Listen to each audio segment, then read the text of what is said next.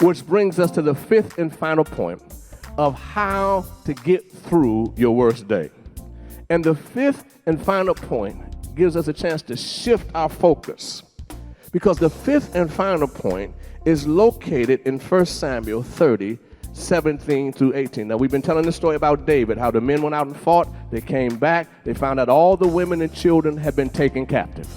They had turned internal on David. They were beginning a whispering campaign, and David didn't know if he was going to be able to survive it. But let's pick it up in 1 Samuel, 30th chapter, verses 17 and 18.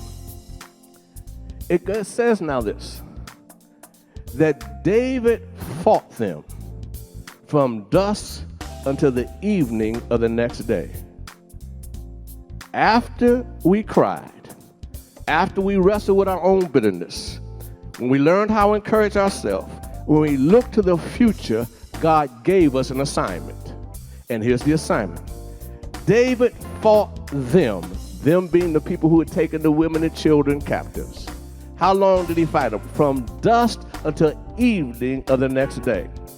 Here's the fifth point. The fifth thing you do is when you're working through the last and most worst day of your life, God gives us permission to attack evil.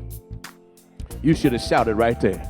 Because now I don't have to keep being on the ropes, taking the ropey dose and taking hits and bruises to me. God says, enough is enough. Now you can go on the offensive.